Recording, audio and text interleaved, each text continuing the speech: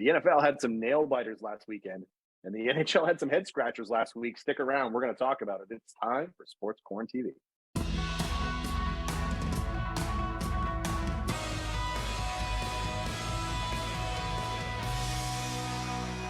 What's up, everybody? Welcome to another episode of Sports QuaranTV. Chris, Dobson, Gerry Green. We've got a great show. We've got a lot of action and a lot of sports take place. We're going to start it off where we'd like to start it off, and that, of course, with the Quebec Major Junior Hockey League. Although we're going to do things a little different this time, Gerry, because it's an interesting topic. I was looking at we were looking at some of the standings and coming through this, and I can't recall the last time the bottom four teams in the queue were all from the Maritime Division. I mean, I was going back, and I think we were talking off camera a little bit. You were talking about Cape Breton specifically. I don't think they've made the postseason in, 3 years now, 4 years? I mean, that's got to be some sort of record that I would think in a while. I mean, doesn't everybody except the last two teams in the queue make the postseason? Since 2019, Chris, Cape Breton has not made the playoffs. And they're not, well, I suspect, they have a chance they could make the playoffs this year. But again, as you say, a very odd circumstances to have Acadie Bathurst, Charlottetown, Cape Breton, and St. John at 15, 16, 17, and 18. There's 18 teams in the Quebec Major Junior Hockey League. So then, Chris, if you reverse that a little bit, so if the quality of product in the Maritime Division is that weak, what does that say about the Halifax Mooseheads and where they stand second overall? Just a tongue-in-cheek, just a funny little footnote. But, these teams, St. John, Charlottetown, and Bathurst have traded off all their valuable assets. St. John, Connor Trenholm, who's now in Moncton and performing very well. Cam McDonald, who's playing very well in Gatineau. You had Riley Kidney in Gatineau, racking up all kinds of points. He was playing in Acadie Bathurst, and same with Melanson. Jacob Melanson is now in Sherbrooke and lighting it up. They've all been tremendous additions to those teams. And, of course, Charlottetown lost LaPena. They sent him away to Gatineau. So most of the teams, and Cape Breton was dealing with a trade of a 20-year-old away as well. So those are the things that happened. They were the sellers when it came to trade time. And so then they find themselves at the bottom of the standings. Very odd to see for a Maritime Division teams there. But you have Baie-Comeau and Blainville are hovering there too, and still a long way to go. But it's odd when you look down today. St. John is 18, Cape Breton 17, and then you have Charlottetown and Acadie Bathurst, who are only 2 points apart in the bottom of the Quebec Major Junior Hockey League standings. Very odd to look at today. Right. And I agree with you for the most part, except the St. John piece, because, again, after your Memorial Cup run, I mean, that's the junior hockey cycle, right? You win, you sell off, you start again, you build to win. It's a cycle that for the longest time, Moncton Wildcat fans used to get frustrated in, because there was never a tear it up, tear it down. It was always they sat in that middle flow cycle, finally brought in the right people to go through. And this isn't a shot at anybody. Look, Mr. Irving likes to win. Gerry, you know that at all costs. Yes. He wants to, and I love that. There's very few people out there. I was having a conversation with someone the other day, because the next question that I want to ask you, it's a good tie-in here, and that is, of course, about the Moncton Wildcat image they're making right now and the noise that they're splashing. They're playing really good hockey. I mean, they're not the Halifax Mooseheads of the world, although, they're a hard-working team. Dan Lacroix's team comes that. So when you watch how this goes on in, talking about their ownership, like I said, what I was trying to say, and I kind of caught my circle here, was that I was talking to a friend of mine who was asking me, he had never been to a Wildcats game before, and he had finally gone to one at the Avenir Center. And he had noticed Mr. Irving just kind of walking around wearing his Wildcats cap like we always see. And he asks, he's like, I've never seen a bigger fan. And I said, no, you never will. I was like, the fact of the matter is that there's an owner in the league who's that passionate about his organization. And I don't work for them, so I don't know how they feel internally, but I can tell you as a fan to walk around and see, look, if you know the New Brunswick and you know the Irvings, it's an intimidating factor, but to know your owner is that passionate about the product, look, he's got the right guys at the helm, and their goal is to build this thing into a winner themselves, and he thinks the fans of Moncton deserve it. But overall, what I want to transition to you is, and that is, can the Moncton Wildcats make some noise? Is there a chance they could surprise some people? I wouldn't sleep on these guys once the postseason hits. I mean, they're a hardworking team. Goaltending has been solid. You got Etienne Morin, who's the top prospects game right now, too. I mean, everything seems to be flowing right well for the Moncton Wildcats, right? Yeah, they have what you call balance, Chris, and they've got a head coach in Dan Lacroix that demands hard work and demands discipline. Um, they've got a couple of great 20-year-olds in LaBelle and Baudouin leading the way. You have Plandowski on the blue line, who's still only just 19, but he was a very Great quiet acquisition. pickup in regards to them, and Hamel. And you got Loshing's development has made leaps and bounds. You mentioned Etienne Morin, who, to me, Chris, even though he's 17, I think he turns 18 in March, seems to play like a 19 and 20-year-old, very calm, very alert, very knowledgeable, very quick, all those things that you would attribute, and that's the reason why he's at the prospects game. So they've got all the right things in the right places. And if you can make things happen in the playoffs, we talked about it last week. Shawinigan won the league championship last year from the number 7 spot. So Moncton currently sits number 9. And if they played the playoffs started today, they would be meeting Rimouski in the first round. No, doesn't matter if the conference standings stay the way they were, they'd play Rimouski in the first round. Could they beat Rimouski? Of course they could beat Rimouski. Long history of beating Rimouski, and Rimouski long history of beating Moncton too. But it just goes to show you get by that first round and get the jitters out for a team that last year got swept by Charlottetown. If you remember, Charlottetown went all the way to the finals. I do see some positive things for the Moncton Wildcats in regards to what their playoff hopes might be. And whoever they play, it really doesn't matter. Right. You get into the playoffs and work from there. Sounds good. All right, let's move on. I want to talk National Hockey League because there is just a full-blown debacle taking place in a few different areas. And one, we're going to start with the debacle that is the Vancouver Canucks and what took place over the last week, of course, with Bruce Boudreau being shipped out and then Rick Tocchet and his group coming on in. And before I get your take on this, I'm going to share my opinion, and that is, look, whatever was going on in Vancouver was atrocious. There was a problem. Now, whether it was full tank mode, it might have been Bruce Boudreau's fault. I don't know. I know that, but they had to make a change. But the way it was handled was done so poorly. And I felt bad watching Bruce behind the bench at every game. You saw the chanting Bruce, there it is. He was getting a little emotional. I love all that. Now, after the press conference that took place, first of all, imagine being Rick Tocchet and having to come in and face the fans after all this takes place, because the fans are passionate here. But it looks like, you looked at Bull Horvat was looking to be shipped out, didn't want to be there. Now they're saying, Bo might have a change of heart as your captain. Maybe he wants to stick around and play for Rick. JT Miller was another big piece there. They're saying that, you know what, maybe he wants to stick around. So, watching Gary Bettman talk about this Connor Bedard taking situation, of course, the Vancouver Canucks, Bedard being from Vancouver, like the storylines all match up, it fits. But the way they handled this whole situation, and then to top it off, yesterday, I was listening to our good buddy Jeff Merrick and Elliot Friedman on 32 Thoughts. Elliot Friedman says the Vancouver Canucks blamed him for the situation that took place with Bruce Boudreau. And I'm like, now you're blaming the media. Anyways, I think it's an absolute gong show in Vancouver. I can't believe it took place, but I want to get your thoughts on it. I know I kind of ranted on there for a little bit. It's hard for me to understand how Vancouver doesn't have a better record than they have. You look at their lineup, and you didn't even mention Brock Besser in regards to JT Miller and Horvat and Connor Garland, Connor Garland, the European Elias Pettersson. Pettersson, yes. And then you've got one of the Hugheses back on the blue line. I know Tyler Myers is there, here and there. Luke Shen's there.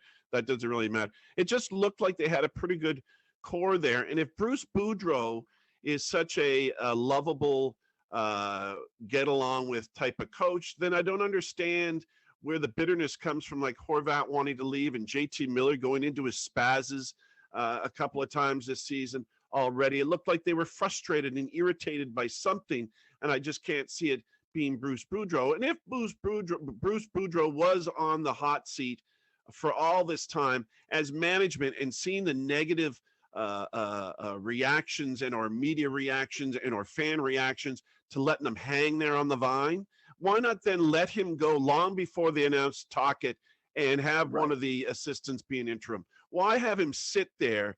And as he said, night after night, they kept asking him, the media, in the scrums after the games, What's the word? Are you going to think you're staying? Is the team going to turn around so you can stay?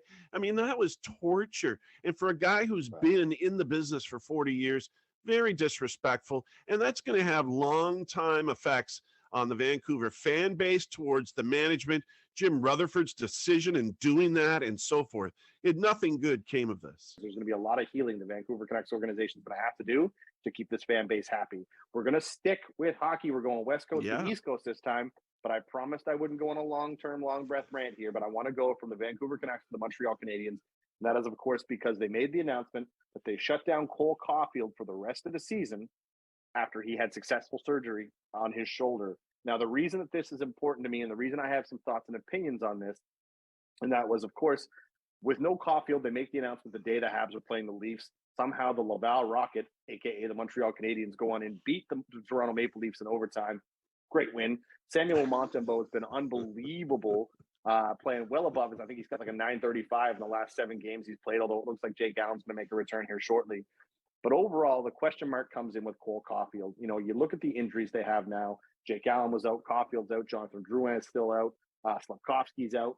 So now you've basically got all the guys from Laval. Rem Pitlick's coming up. You know, Justin Barron's been a solidified guy in the blue line. I remember when he was playing against your Winnipeg Jets, he was player of the game. But overall, the concern was there. And I think the question mark that surrounds everybody, and again, this is just the rumors reporting. I don't know what it is. But because of the RFA situation, everyone wants to get Cole Caulfield locked up contract-wise long-term. Then his agent comes out and says, well, this injury actually took place 2-3 months ago. So it's like, okay, well, why the hell has he been playing with a shoulder injury for the last 2 or 3 months? So it sounds to me like, and I wouldn't shock me if the Montreal Canadiens announced that Caulfield and them have already agreed to an extension. So that's why they chose this time of the year to shut them down for the year. Look, at the end of the day, depending on what happens, although Florida's lottery pick is starting to look more and more further away, look, if you're the Montreal Canadiens right now, there's going to be a lot of great draft picks in the top 10 picks of the draft, and everyone's fighting for Connor Bedard right now. Why not shut him down so he's healthy? Let him finish out this season. Let him rehab all summer and come to camp ready to go, hungry with a healthy shoulder. That's my opinion. The insider on the Montreal Canadiens. What other scratched my head this week, Chris, in regards to the NHL was the reaction by head coach Sutter of the Calgary Flames of former Wildcat Jacob Pelche getting inserted into his lineup, and the reporter wanting to know what Sutter thought of Pelche's performance. Now, we've seen Sutter be very comical and short and witty, and sometimes if it seemed unintentional or intentional, I didn't know. So I'm going to give him the benefit of the doubt that he was joking around and didn't know exactly what number Jacob Pelche was. But if he wasn't, if he's that out of touch with who he has in and out of the lineup, I mean, it's totally disrespectful, not only to the player, but to his family and his friends and anybody else who might be a fan of Jacob Pelche, that Sutter thought that, or made it appear that he did not know his number and just took a quick look at his numbers to report back to the people what he had actually done that night that actually he never noticed. So I'm with you. So the day it happened, in fact, our producer sent us the clip, and I'll be honest, I hadn't seen it. So Jay had sent it to us, and I took a look. And at first I couldn't fathom it. I was like, this, you're right. I've seen Sutter with the media. I've seen him be cheeky. I've seen him toy around him a little bit. Look, what that proved to me is that old angry dinosaurs still sit out and hang around the National Hockey League. But it wasn't even the worst part is Pelche almost scored on his second shift. He had a beautiful attempt that had the puck gone 5 inches higher. That was a goal. It was in the back of the net. He looked great. Did finish with a plus against Columbus this week, though, in his second game. So the cool thing to me was, and this is when I had time to digest it and calm down just a little bit, and that was, obviously, if he was serious and meant it that way, let's be real, he would have been shipped back to the Wranglers for the next game. Although, you know, you're working with an injury right now, so you're going to allow him to play. But at the second time, when I first heard it, it was the family part that really bothered me. Like, Pelche gets into the lineup. He's very excited because we talked about it last week. I was pumped to see. I thought maybe the Calgary Flames watched our show and they decided, hey, now's the time. Let's put him in the lineup. Worked out well. Played good at 6.5 minutes the first game. It's a little, I think it was like 7 minutes, 20 seconds in game 2.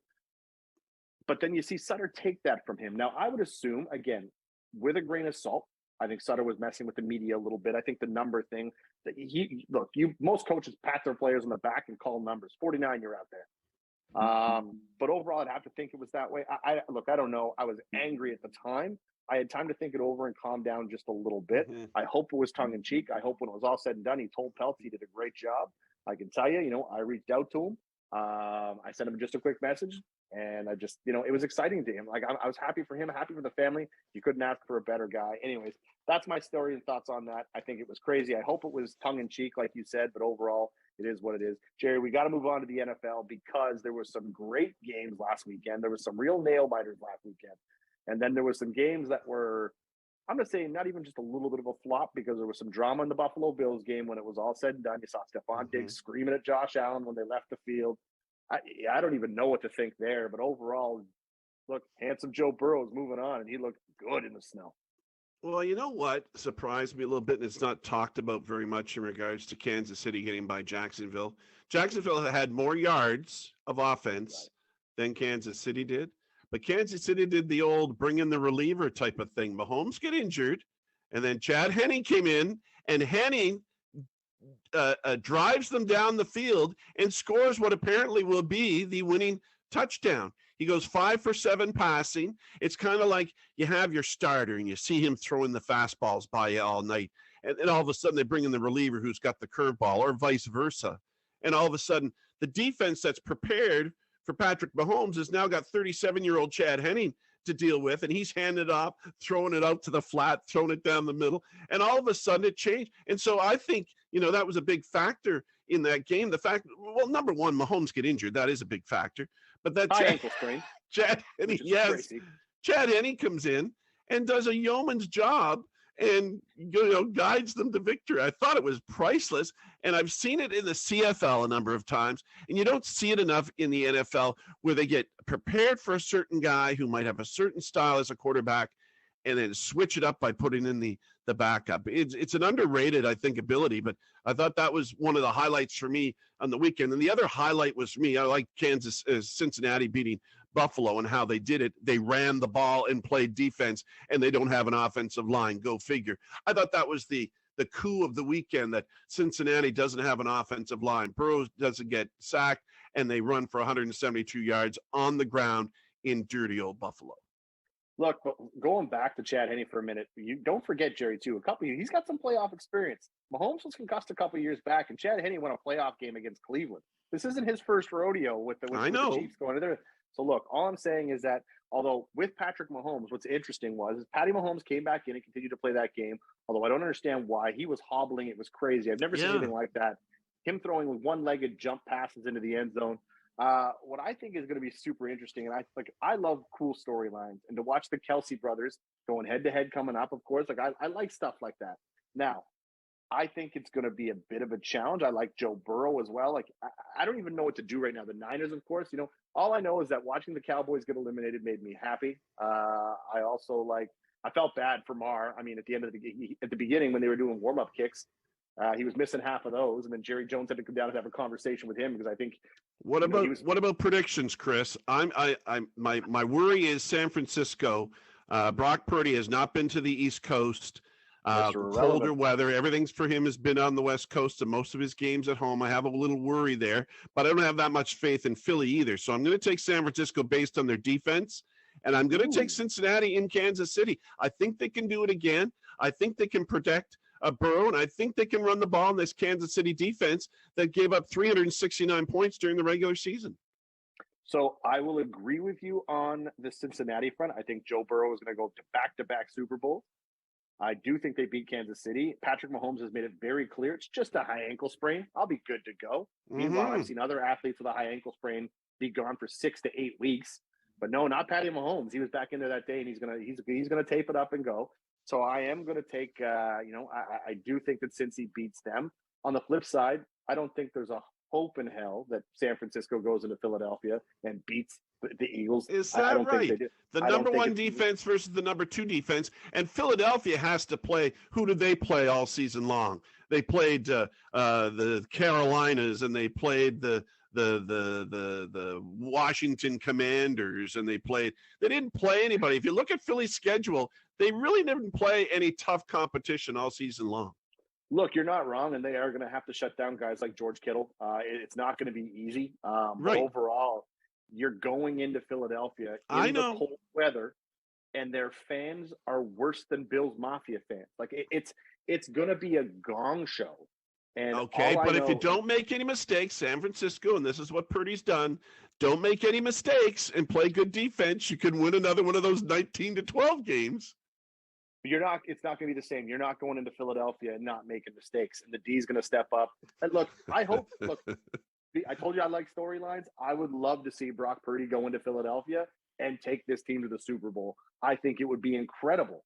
I just don't think there's any hope that it's ever going to happen. I think if you look at, comparing QBs, look, I actually like Purdy over Hurts. I don't know. I like San Francisco, but I'm taking the Eagles, man.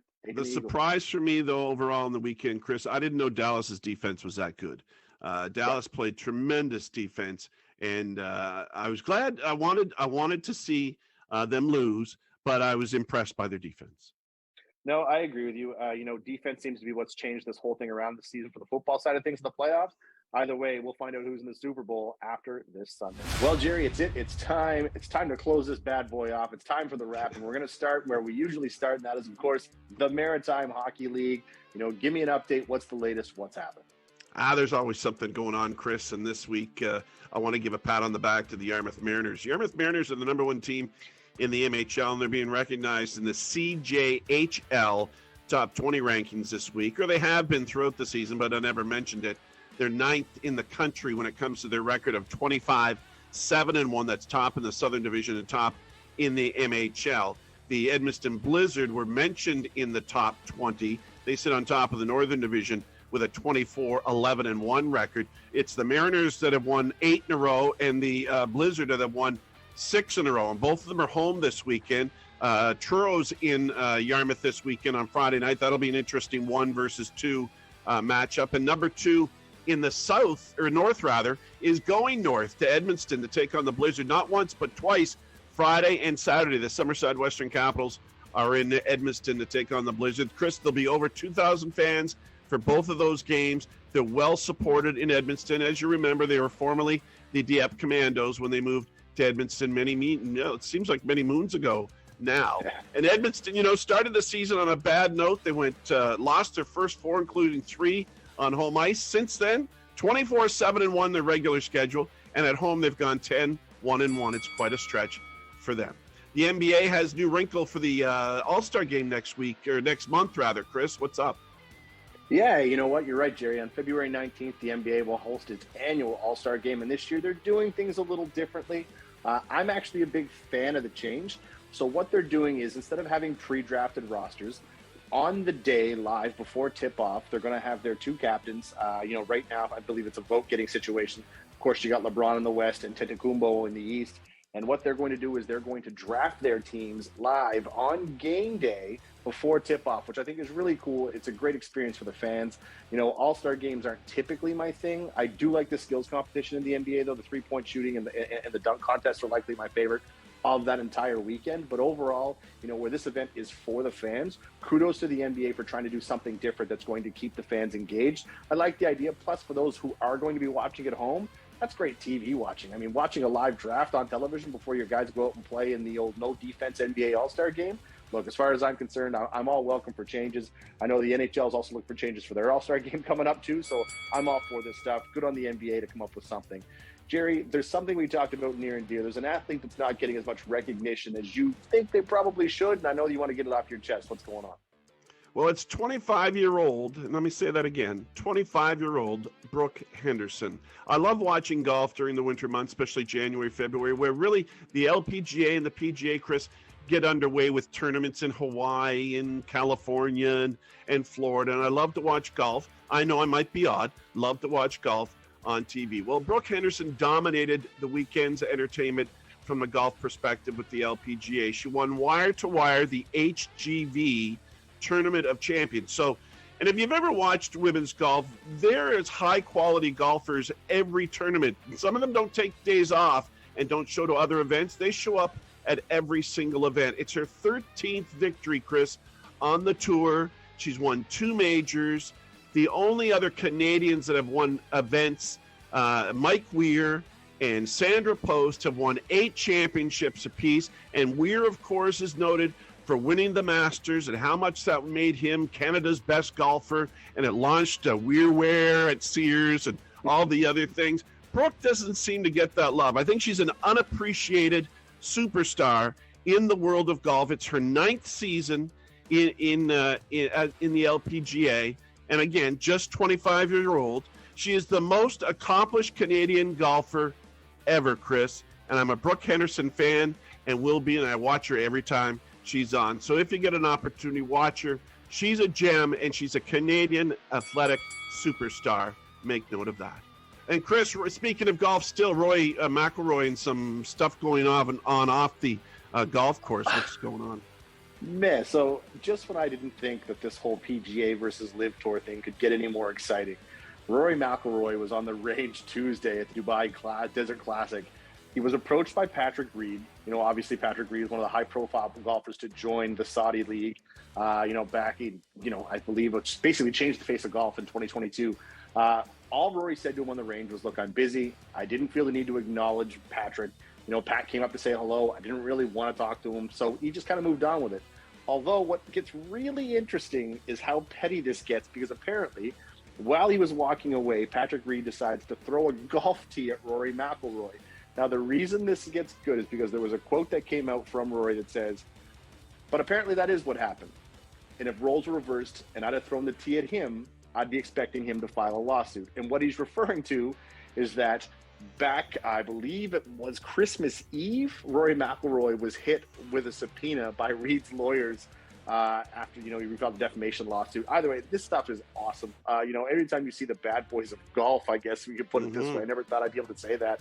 But either way, the PGA versus Live Tour is not a story that I thought that I would really need in my life in 2023. Turns out it's exactly what I need in my life in 2023. But good on Rory to stand his ground. This thing is going to get exciting, and it sounds to me like things are just starting to heat up. Look, the Live Tour finally found themselves a TV sponsor in the CW. So overall, look, things are going to get really exciting for them. But yeah, so that's what's going on there, man. It's I'll be curious to see how this whole thing plays out. But Gerry, as always, all good things must come to an end. That's going to wrap it up for our show here this week. We hope you guys enjoyed it as much as we had. Thanks for tuning in. We'll see you next Thursday.